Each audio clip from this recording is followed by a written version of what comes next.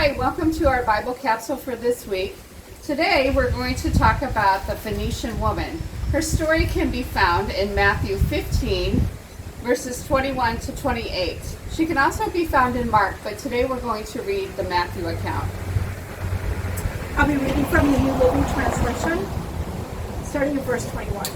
Then Jesus left Galilee and went north to the region of Tyre and Sidon. A Gentile woman who lived there came to him pleading, "Have mercy on me, O Lord, son of David, for my daughter is possessed by a demon that torments her severely." But Jesus gave her no reply, not even a word. Then his disciples urged him to send her away. "Tell her to go away," they said. "She is bothering us with all her begging." Then Jesus said to the woman, "I was sent only to help God's lost sheep, the people of Israel." But she came and worshipped him, pleading again, "Lord, help me." Jesus responded, "It isn't right to take food from the children and throw it to the dogs." And she replied, "That's true, Lord, but even dogs are allowed to eat the scraps that fall beneath their master's table." "Dear woman," Jesus said to her, "your faith is great. Your request is granted, and her daughter was instantly healed." Okay, so this is what we know about this woman. We don't know her name, or we don't know the name of her husband or her daughter. We know that she was basically a heathen woman of Gentile stock who was a descendant of the old Canaanite worshippers of Baal. So in her petition, we have that she recognizes, or she asks the Lord for mercy for her daughter. She recognizes and acknowledges Jesus' authority and deity. And by using this royal title of Lord, she's acknowledging that Jesus alone is the one who can cast out the demon from her daughter. And then the third thing in her petition was that she did not waste words. She really went straight to the point and asked for healing for her daughter.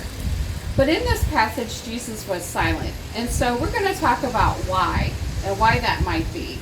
And when he speaks to her finally, he tells her that he shouldn't heal her daughter. But the woman responds, "Truth, Lord, yet the dogs, which were the tame house pets, would eat of the crumbs of that fall from the master's table."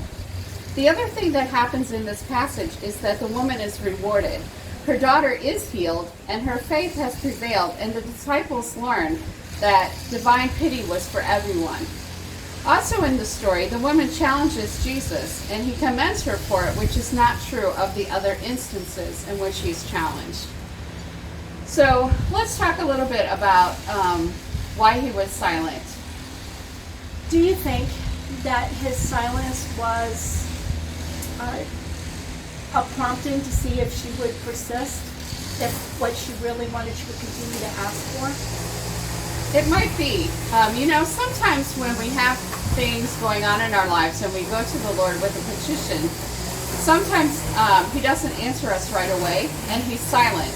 And we're tempted to give up because when we pray a few times and we don't hear anything, then we think, oh, well, he's not going to answer us.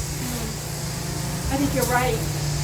I think it's also one of the other things that strikes me is that she was not a popular person. She was a Gentile, someone who was not invited to be in that society, and yet she had the boldness to go there.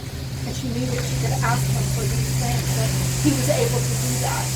And sometimes it's not easy to be a popular person and go and be bold in that way.